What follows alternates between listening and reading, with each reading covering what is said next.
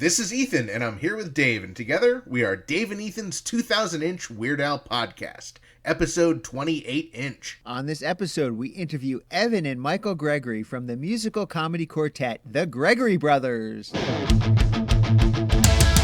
It's Dave and Ethan's 2000-inch Weird Al podcast. It's a podcast about Weird Al. It's Dave and Ethan's 2000-inch Weird Al podcast. Seriously, the whole podcast is about Weird Al. Dave and Ethan's 2000-inch Weird Al podcast. You don't have to listen, but we're glad you are. Dave and Ethan's 2000-inch Weird Al podcast.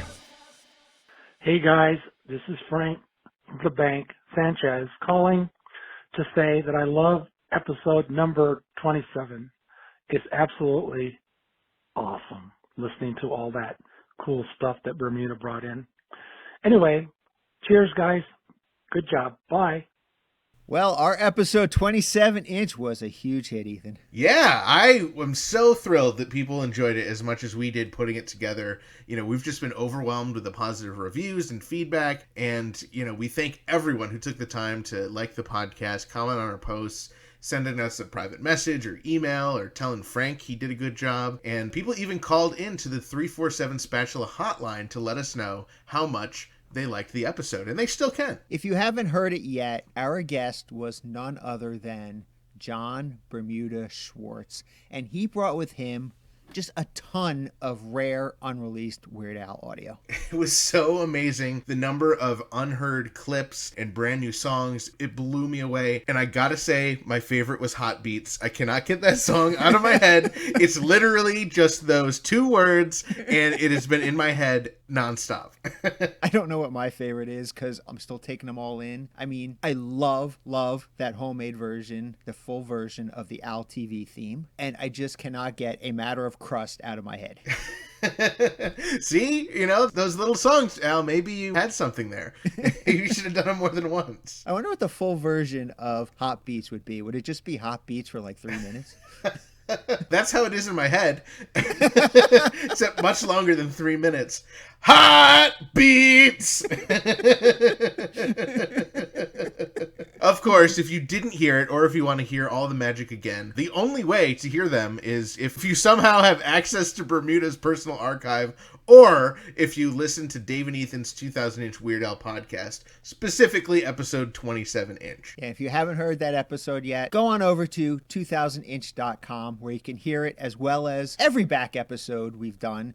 And you can also subscribe to Dave and Ethan's 2000-inch Weird Al podcast there. We're on iTunes or wherever you listen to podcasts. And you know what else we got overwhelmed with, Dave, is the positive reviews and feedback for our brand new Patreon page. Oh, you mean patreon.com/2000inch? Yeah, patreon.com/2000inch. Well, to celebrate our launch on patreon.com/2000inch, this month we're going through our files and posting a ton of stuff on that patreon.com/2000inch. Patreon.com/2000inch. So far, we've posted 2 secret episodes, the promo from Mr. Lawrence, aka Plankton, himself, and a sneak peek at Strings Attached bonus episode 21 Centimeter, the very first show that you and I were together at in Seattle. All this and more only available on patreon.com/2000inch for our Patreon subscribers. And that's patreon.com/2000inch. Patreon.com/2000inch. Well, for patreon.com/2000inch, we're going to keep recording more secret episodes, more bonus clips and outtakes and fun surprises.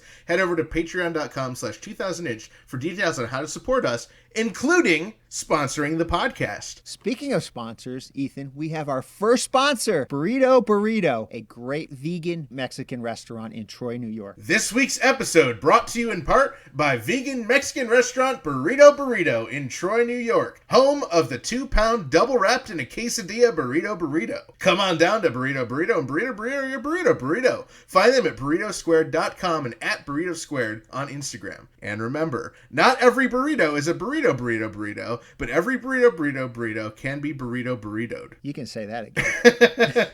And, you know, as someone who's frequented that location, it makes sense. It makes sense what that says, because if you burrito your burrito, it's like a supersize at McDonald's. The first time I got the giant burritoed, it was seriously like longer than my arm. and it was amazing. And as a vegetarian, as I know Al is, it's amazing. I love that place. I was so happy to have them on as a sponsor. That's awesome. That sounds so cool. So Dave, let's do an Al news update. Yeah. So last week, Judy Tenuta got her star in Palm Springs. That is so cool. I wonder, did any of our listeners go? I didn't hear from anyone in the 347 Spatula hotline. If any of our listeners went, please report back. 347 Spatula. Know what else happened last week, Ethan? Judy Tenuta had her birthday. Happy birthday, Judy. Happy birthday, Judy. It could happen. I know you and I frequent eBay a lot. Totally. Always looking for brand new, weird Al stuff. There is a great auction up there right now. Lunch with Weird Al. How cool is that? I wonder if you could have lunch with Weird Al at Burrito in Troy, New York. I think you could. Except I think it says it has to be LA. Well, maybe they could fly burritos out from Troy, New York out to LA and you could eat them with Al. They're vegan. That would be awesome. All right, now I'm going to go bid on it, Dave. Well, good luck on that because it's already over 2,000 inches. I mean, over $2,000. That is so cool. If I had a bunch more money, I would totally do that. Because you can bring a friend with you. And, you know, Dave, of course, I would bring your wife, Jackie, because she's a great Weird Al fan. Oh, yeah. I mean, she loves vegan burritos, so absolutely. This is cool because this auction does support injured veterans. So it's worthy cause. Such a great cause. I can't wait to see how much it actually goes for, because really, a lunch with Weird Al is priceless. You know what else is priceless, Ethan? This week's guests. Yeah. Evan and Michael from the Gregory Brothers. And we talk all about how they came to work with Al on their viral hit, Bad Hombres, Nasty Women. We are super excited to have the Emmy Award nominated comedy music group, the Gregory Brothers. We got Evan and Michael. Gregory, how's it going, guys? Going great. Thanks for having us. Good to be here. Thanks for that nice intro. I like saying Emmy Award losing because it sounds like so like heartbreaking. Actually, it sounds kind of cool. I don't want to dwell on the introduction, really. We're just getting started in this podcast, but there was a tantalizing pause right after you said Emmy that implied winning, and then you dropped it down to nominated. I'll edit out that pause in post. No, I loved it so much. I hope you edit it back in twice. Okay. You know, the pause, I'll give you some inside speak since we're going there. The pause was because I said Emmy, and then I was thinking, oh wait, was it Grammy or was it Academy Awards? Because you guys have worked or done something with the Emmys, the Grammys, and the Academy Awards. It's essentially an EGOT at this point. That's very flattering. We have been really lucky to get to work in some cool places just because when we first kind of appeared on the scene, what we were doing was so new that other people just wanted to ask us to do it for their thing. So yeah, we did produce a short for the Oscars several years back, and that's a major career highlight for us.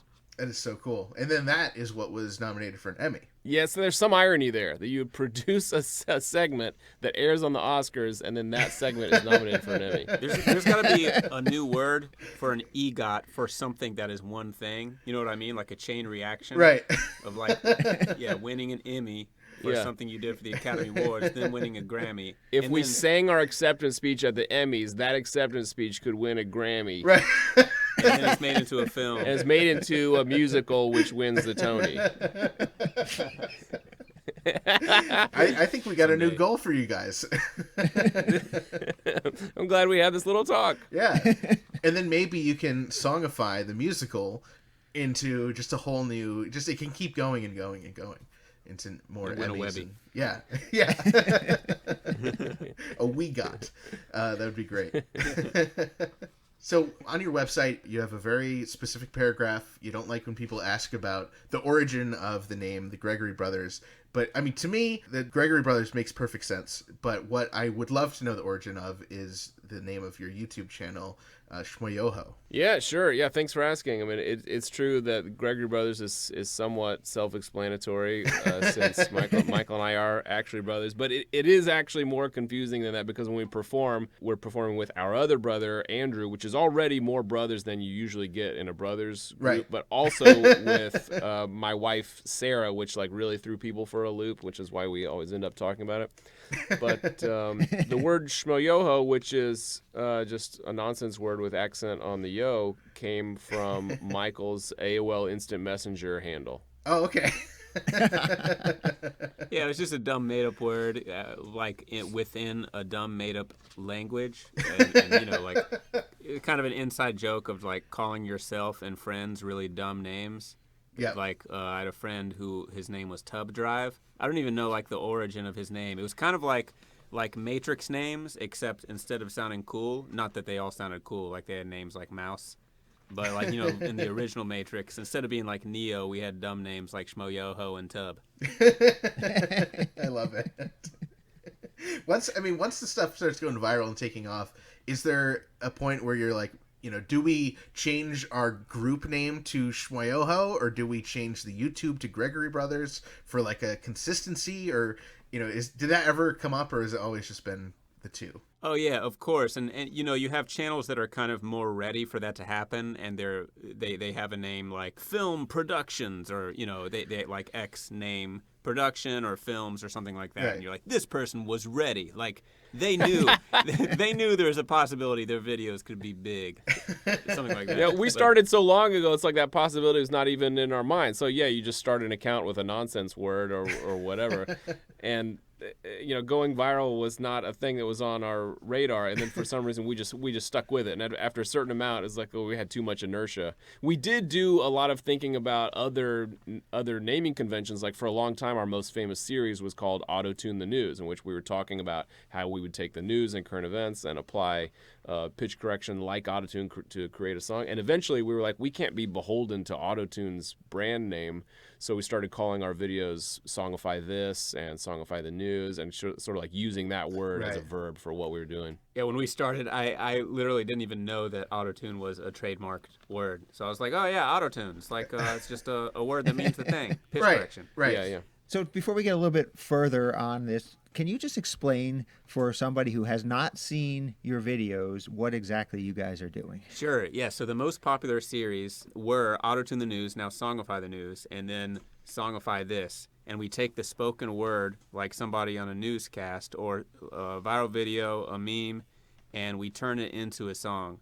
So, some of the big ones, for example, have been the Double Rainbow Song. Yeah. It was a video of a person witnessing a double rainbow in Yosemite, or close to Yosemite National Park.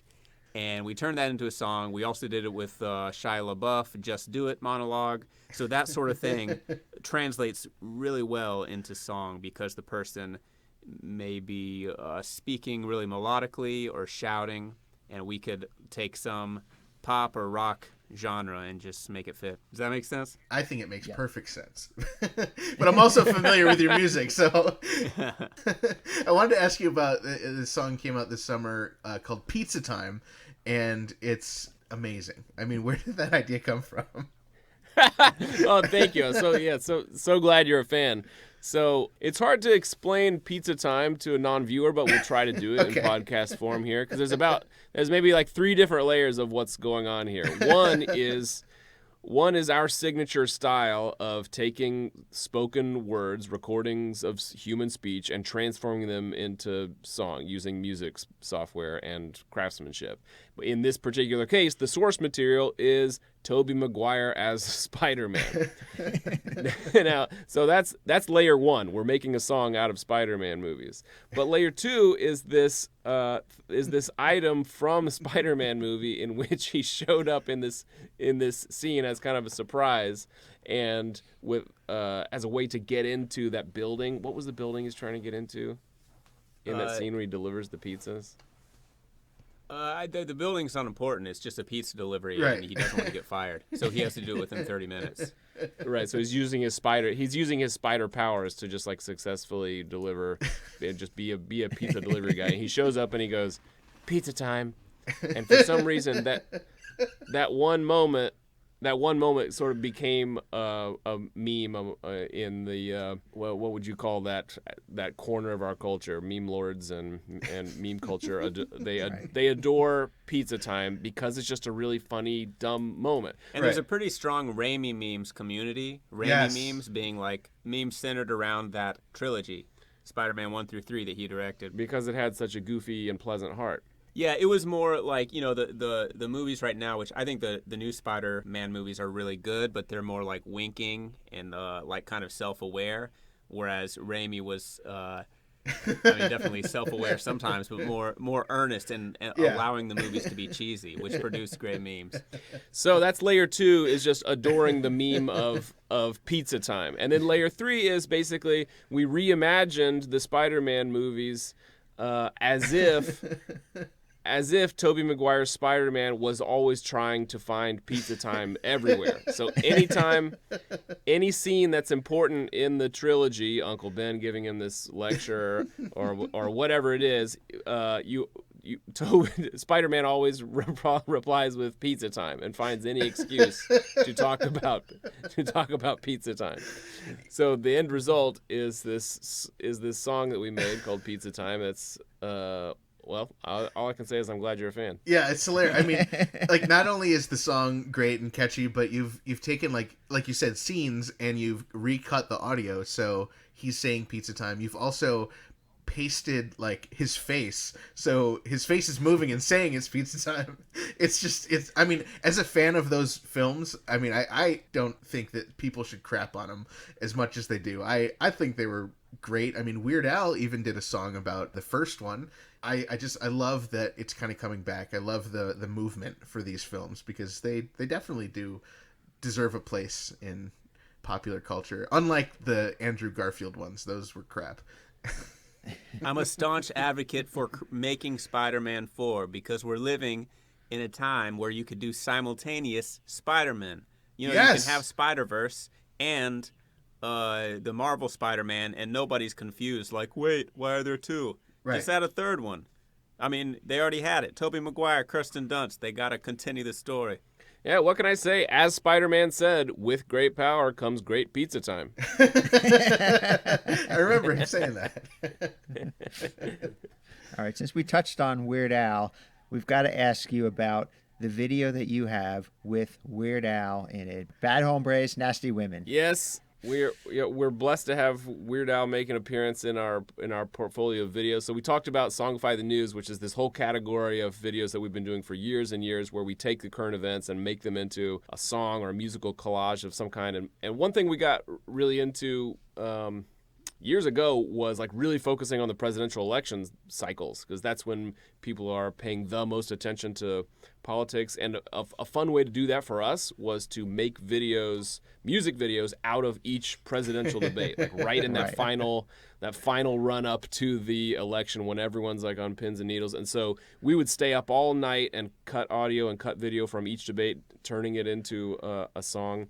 And as we developed this idea, we did this thing where we would substitute ourselves or a guest in as the moderator for the debate. And that's what we did in 2016 with Weird Al. We had met him a couple years before, I guess kind of randomly, like at a book signing or something, and then just sort of stayed in touch and reached out, hey, would you want to take part in this? And fortunately, we had a track record where he knew what we were up to and looked at it and said, yes, I'd love to do this. So that's what we invited him to do, is moderate virtually the debate between Donald Trump and Hillary Clinton. And it's such an incredible song. And it was so unexpected. I remember it just dropping and just like freaking out because it's effectively this new Weird Al song out of nowhere. And it's so funny. It was so topical. What was the timeline on that? Was it like a quick turnaround to get that recorded and get Al on board, or how did that work? Our turnaround on those videos are really fast. We do them overnight. So we watch the debate, we stay up all night, try to drop them in the morning or just as soon as we can. Now, for Weird Al's turnaround, we have a little more time to plan it because we know it's going to be what the debate's going to be about. We know what the hot button issues are, and so we can plan the questions in advance. I think we probably wrote a few more questions than we needed, and then we just knew we could cut a few, a few, like if the answers were weak. Right, so even though the night of the debate, we're staying up late and working with all the Donald Trump and Hillary Clinton footage, Weird Al stuff is already in the can. So we predict we predict what stuff they're going to talk about in the debate. We write the questions for Weird Al, and so we shot it that previous week, I guess. This is the most interesting behind-the-scenes tidbit. We did not set foot in the same room with Al. No way. I was going to ask you that. Isn't that shocking? And in fact, we were going to. He was going to come to our studio the week before because he was in New York for a show or something like that. And then basically something came up and we couldn't make it work and he had to go back to LA. But fortunately, we have a mutual friend in the creators of Epic Rap Battles of History, in which Weird Al had already appeared, and we've known Pete and Lloyd for a million years, so that clicked with us. We were like, who do we know? How could we still make this work? We really want to still make this collab work, so we called up Pete and Lloyd. They said, of course, yeah, we will help you guys at a drop of the hat. Like, no money changed hands or anything. Right. We called up Al and just basically got him down to their studio. And of course, they do tons of green screen. Like, they get it, So we just gave them a full script, a creative brief on like, this is how we're gonna shoot it. And then one of the funniest parts is that Weird Al asked us for a lead sheet, which means actual sheet music for his part written out. Okay. Which of course we never do because a lot of times we're working with non-musicians or we're just working with ourselves and we already know the piece. But he's a real musician with like a lot of credibility who doesn't need to like study and memorize it in advance. If we just printed out the sheet music, he could just do it cold. Of course he nailed it. But that's how it went down. So even though we talked a lot in advance with Al about how it was going to work, we didn't actually shoot in the same room. He did it all in the studios of ERB. Did he record the vocals separate from the video, or was it all just recorded together? Yeah, separate from the video, and I think they did it all, like, that was also with Pete and Lloyd, right? Okay. Yeah, and Dante. They did it the same day. Pete, Lloyd, Dante did it all in one session. And that's typically how we work and how any conventional music video would work. You get the music done first, and then you shoot video to lip sync.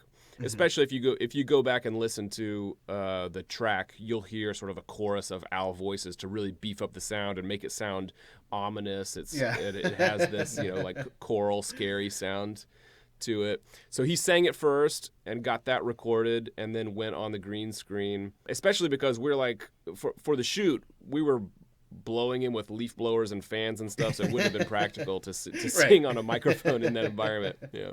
When it looks like he's in hell and there's sparks and stuff flying around everywhere, that's because there's someone right off camera with a leaf blower. That's great. And a flamethrower. Yeah, of course. And a flamethrower. Right. They didn't burn his hair off. And he ad-libbed the end line, which I love. It cracks me up every time when he's like, "Is this my wind?" Yeah. Like, this is just for me. Yeah. Cool. Okay. and his, he ad-libbed that, and just the way he does the intro cracks me up too. Like, any time I see that part, just the abruptness of the first note. Yeah. Yeah. So if there were additional questions, does that mean there's additional Al singing music out there? Oh, you mean because there are some questions we just threw in the trash? Yeah. I'm 75% sure there is, because pretty much for any debate we'll have too many questions, by 2 or 3 too many. Yeah, we've cut 1 or 2 every year and for every debate. So I haven't really thought about that, but yeah, we are probably sitting on some rare footage that, in fact, I'm going to need to go take a break and send that to the Smithsonian, so I'll be right back. I think the closest thing to a Smithsonian in the Weird Al community is my co-host Dave's house. We would love to hear that or see that if you're ever going to put it out. And the other thing I would love to see is a physical release for that Songify the Election albums. I would love to add that to my Weird Al collection. Do you that'd be fun. You collect on vinyl or CD or tape? Any physical release, I'll have. I mean, obviously the digital stuff, but Dave and I, we go hardcore. If you come out with a cassette, a CD, a vinyl, and an 8-track, we're gonna get them all. Whoa. Yeah, this is inspiring. You gotta be thorough. Yeah, we've never done an 8-track, and this is reason enough to do it. I would love that. Dave, I don't believe Al has any 8-tracks. No, there are no Weird Al 8-tracks, so this would be a first. You could have an extended version of the song with the brand new audio, and the only way people could listen to it is with an 8-track player. 8-track player. And the only place you can get an 8-track player is if you have a vintage car. Right. It sounds like when people bought the Wii U just for Mario Kart. Right. Exactly. You know, one other thing I can share from that production is when we got all the footage in the can, it's all delivered back to us, and the debate actually happened, so we're working frantically that night to put the whole thing together. And when that's happening, the three of us are all, like, in our own streams, keeping in touch, but all, like, dialed into our own role. So Michael is mixing the final track. Andrew is cutting the video, and I'm doing the visual effects. Oh, cool. And so Andrew has these multiple takes from Weird Al on every single line. We're picking the best take, cutting it in. Then he ships it to me to do the green screening. And there was one particular line where he's like, Al nailed the beginning of this, but in take 2, I have to use the end. This sucks. Can I hide a cut in the middle of this? Well, let me just try it and see what happens. And basically, we've never seen any other performer do this, but Al replicated his performance so perfectly in both takes that there's a cut hidden in the middle of the shot with no cutaways. God. It's 2 shots while Al is like gyrating basically, and there's a cut hidden in the shot. I'll find it later. End, right? I'll find it later and send you a time code so you can link it. Please do. Oh, wow, that's amazing. Yeah, I didn't know that was there until Andrew told me. Because usually we just cut away Right. if we're using a different tape. I mean, leave it to Al, the genius of Al, of making your lives easier, you know? Yeah. He was thinking ahead to the edit. He was. Now, Al usually does not get political. So were there any, concessions that you had to make to get him to agree to this? Or did he have any edits to the script that you sent him? No, I don't think so. I mean, I think this was presented to, we did a couple other collaborators, and I think when we presented it to people, we said, look, sometimes we have a really strong point of view that kind of like takes a stance, but generally for these debate videos, we just kind of neutrally have a moderator and allow what they say to stand for itself, because we feel like that it sends a stronger message. Like, yes, we're still selecting what is said because you're making a 3-minute song, so people could say, oh, you cherry picked this or that, and it's like, well, yeah, we didn't want to make a 2-hour video, so Right. we had to delete some of the footage. And we were fortunate because I think Al already knew that about our portfolio. He'd probably seen some of our previous debates or whatever, so he kind of got that we're not going to come out and say, either Trump is great or Trump sucks. And instead, we're trying to replicate what a moderator would do, but do it in a funny, pithy way so that he's then setting up the candidates to speak for themselves. Right. Yeah. So I felt really good about what we were able to do with the video, because sometimes when you take away all the bite, it makes it like really unfunny. You know what I mean? But we were able to, and the way he delivered it, to make questions that were really funny, but still leave the moderator neutral. Mm-hmm. Have you considered songifying Weird Al stuff like UHF or like Spatula City or something like that? Yeah, I think those would be amazing. I would love to do like, we don't need no stinking badgers. Yes! When that did come up is a year ago we went to this event called Fest of Al in Denver. That was like, you guys weren't there, were you? We were not, no, but we're very familiar with it. Man. Yeah, we're very familiar. You would have flipped. I think they're going to do it again next year, so consider it. Anyway, it was the inaugural one, small and intimate, but very fun with dedicated fans. So we talked about different pieces of UHF that we loved, and like the commercials are like ripe for turning into a song because they always include some amazing catchphrase, which is the same thing you're looking for when you're like distilling something into lyrics. But we did a performance there and played a live version of the Bad Hombres, Nasty Women, and we covered Melanie and then just did some other stuff from our catalog. Oh, that's so fun. Yeah, while we were off the air, I don't know if you want to retell this story or not, or maybe our intern can edit it in, but you guys talked about the software that you use and how it crashes often. So for my own personal reference, how many times did it crash for Weird Al's song? Ooh, good question. It's probably not on this drive. It would be like in some archived drive, so I'm not sure. But there's a good chance that it crashed because we had a ton of like creepy choir members going "Schmeeko beep toes" in the background. Yeah, we Trump had this toes, Clinton toes, Schmeeko beep toes. to make it extra scary. We added all this fake Latin, like a Gregorian chanting choir background vocals. And once you get like a whole bunch of, we got like 50 or 60 tracks going in this audio session, then it's liable to start crashing. Yeah, but Michael, you talk about the fake Latin, and I'll look it up, see how many crashes we have. Okay. Yeah, it's likely a crash at least once or twice. Yeah, the fake Latin is usually just derived from candidate names. The first time we did this track was like Romney Toss, Obama Pos, and then maybe something about Cheetos as well. I love that. Now, you guys have this amazing Patreon that people can support, and they can get all your songs, including, unreleased stuff, but then there's even a level where you can get the stems of songs. Is the Weird Al Bad Hombres Nasty Women mix, is that something that's available as a stem? Oh, is that available? Surely it must be. I can't remember if we had a Patreon at that time. We started that fall, so it'd be right around the time then we I think it's started likely, offering that. Yeah, it's likely that the stems of those are up, but I'm not sure. We always knew that, people with a remix state of mind would probably gravitate towards our Patreon, so we thought that would be like a good thing to have up there, in addition to the karaoke tracks and the full tracks. Yeah, I love that idea, and I would love to even be able to hear the isolated chants that you guys are talking about. It sounds so hilarious because there's so much going on, you might not catch some of that stuff. I have them right here. I'll send them to you. You can edit them into the podcast. Oh, that'd be great. We shall do that. We'll have our intern Frank do that. That way somebody can finally do the trap remix. Yes. Yes. So I have to assume you guys grew up Weird Al fans. Yeah.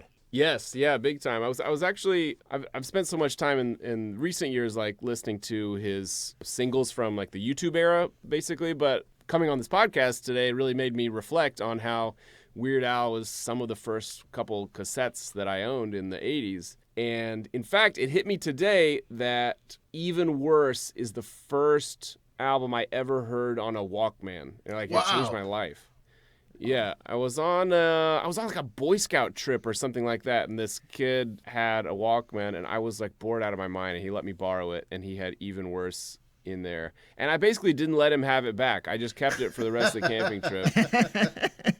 just listening to 6 words long, and in total bliss. That's so great. Yeah, we listened to a lot of Even Worse, Dare to Be Stupid, and 3D at our house. So those are the ones I'm thinking of in particular. But we stayed fans, and we had all his records from the 90s. Yeah, I mean, we were always giddy when we got to play that music when we're on a road trip with our parents, and we're listening to parents' music, and then they let us have a song in the rotation, right, or an album in the rotation, and we get to listen to Weird Al. It was just the best. And one of the amazing things about it is how well it ages. You know how when you get older and you re-listen to something that you loved when you were young, and it might pass your new bar or it might not, and every single track of Weird Al's passes that bar, and then you're understanding all these jokes that you never used to understand. Right. It used to just be funny to you for different reasons.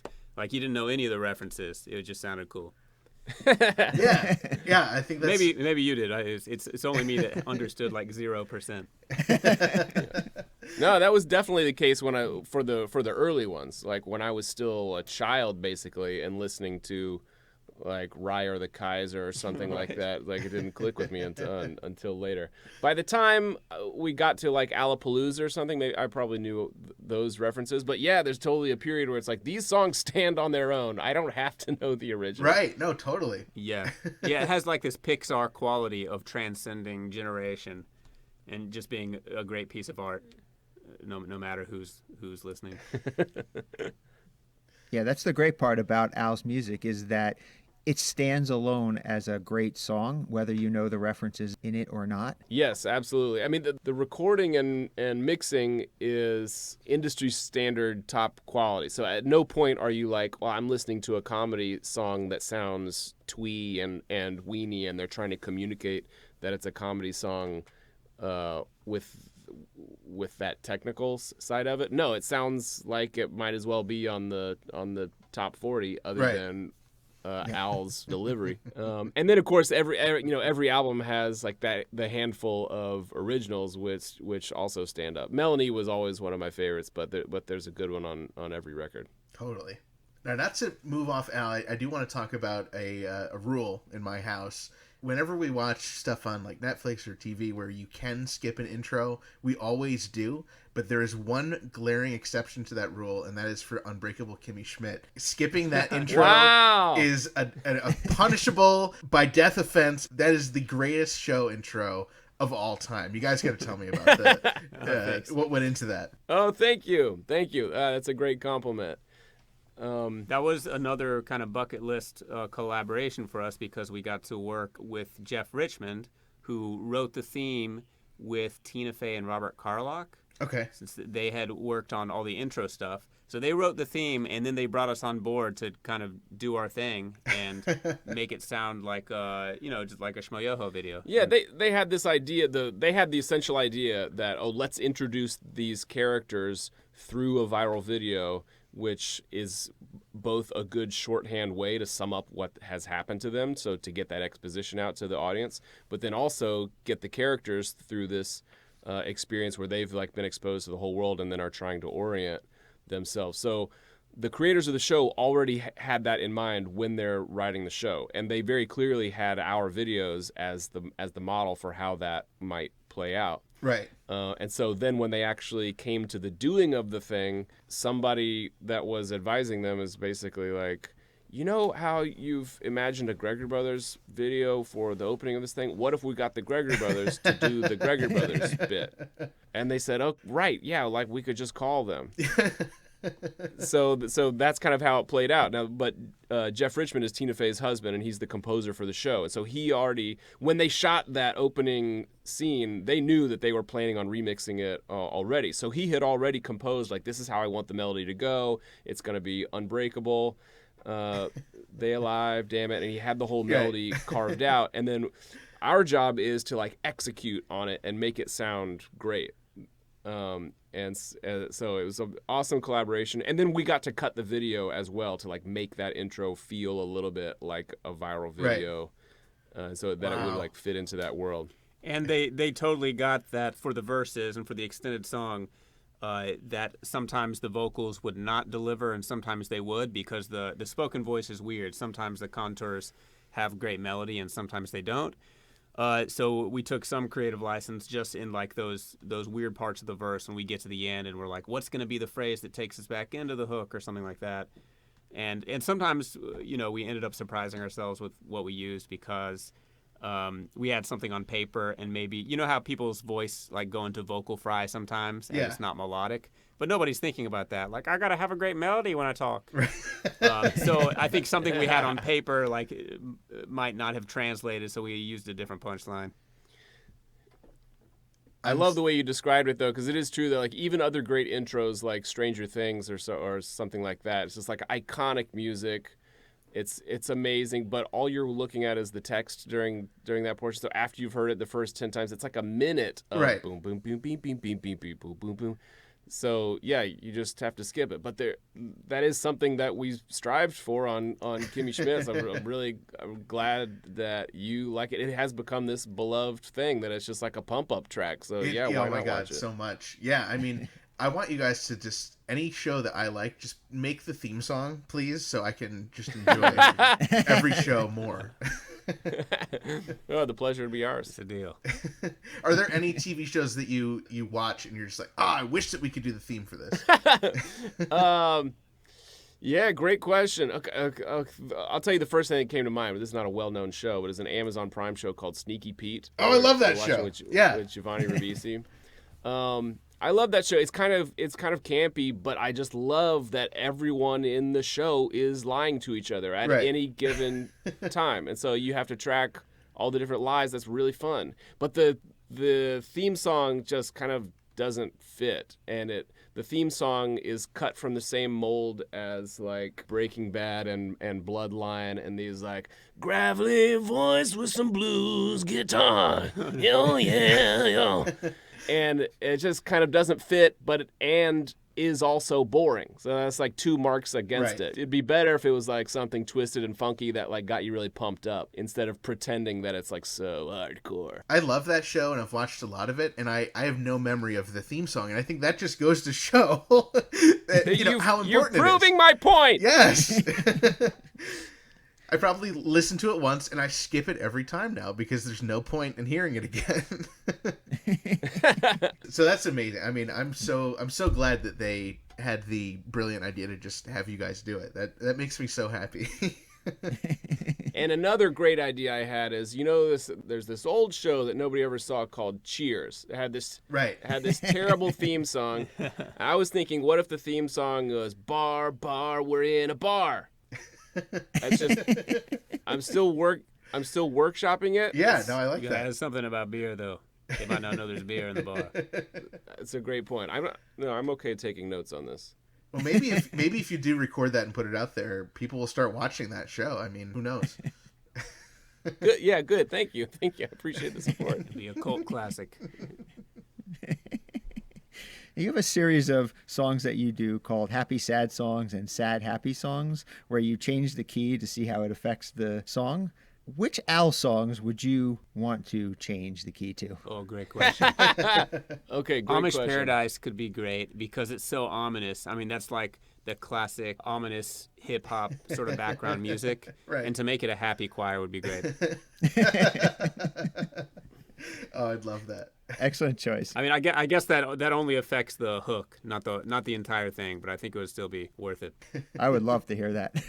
It's a great question because we're also talking about what the original song would sound like and then also the Al parody. Right. The one that I thought about when you first asked the question was I Lost on Jeopardy, which is like, I mean, nobody listens to that song. That's kind of a deep cut, but that one is one that I think would get really funny and twisted if you said it in a minor key and made it really dark. You're gonna have to do this and add it to that 8-track you're putting out because I would love to hear that.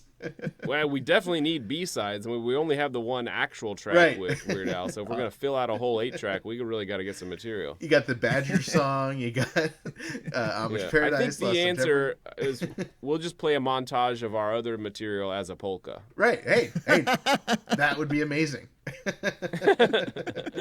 Well, I really hope you do actually put that out. It's not just like chatting and joking. Like, no, we're being serious here. We want that stuff. And we will support it. We will also support you on YouTube. Shmoyoho on YouTube. Gregory Brothers on Facebook, Twitter, Instagram, GregoryBrothers.com.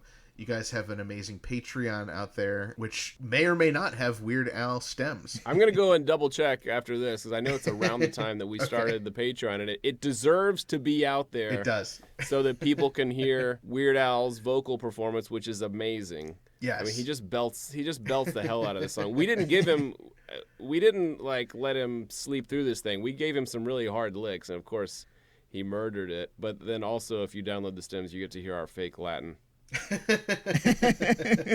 Which we will edit into this podcast. Who knows? Maybe it's accidentally real Latin. Yeah, I don't even know Latin. It's likely it's real. Who That's knows true. what Trump toast means? Yeah. You guys are saying some very offensive things.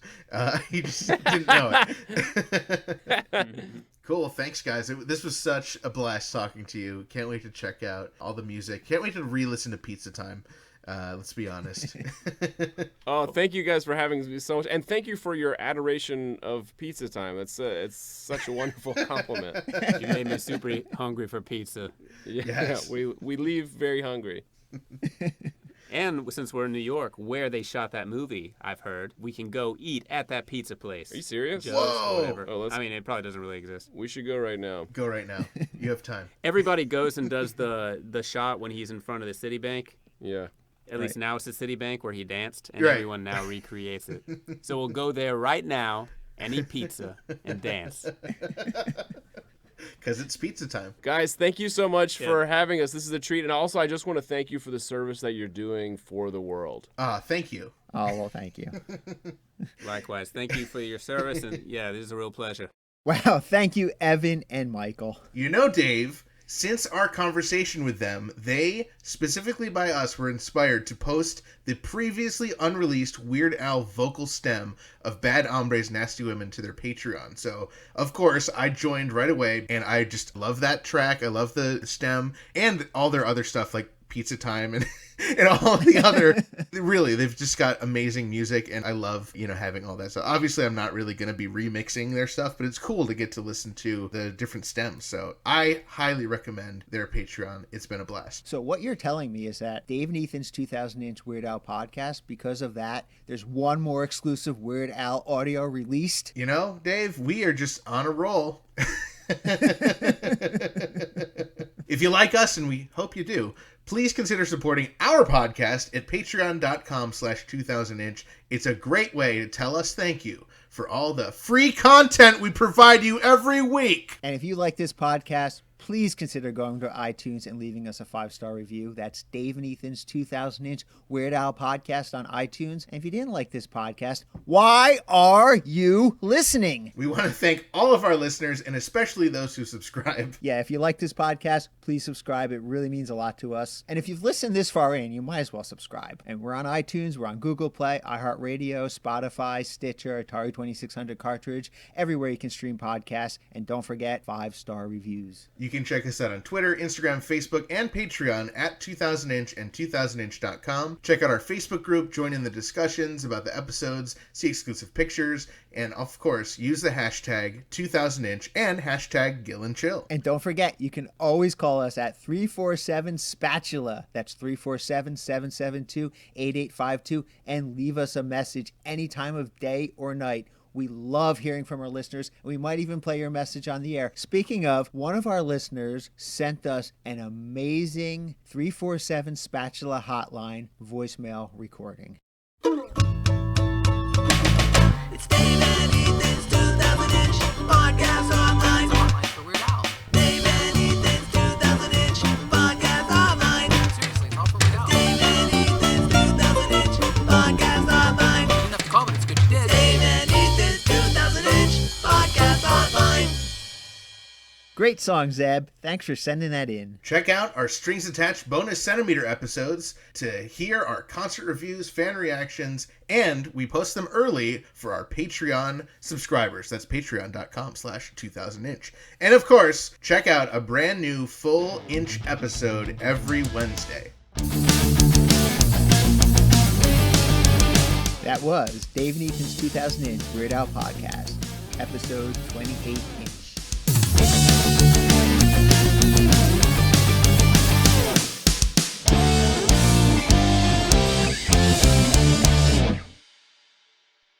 Prikotos, amsmaja, klinten pros, etrantos.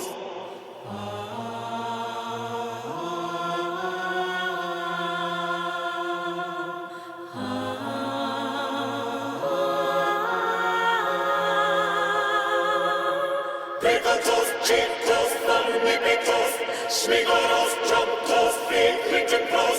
Prikotos, chintos, formipitos, smigoros, tromtos, klinten pros. Prikotos, amsmaja, klinten pros, etrantos.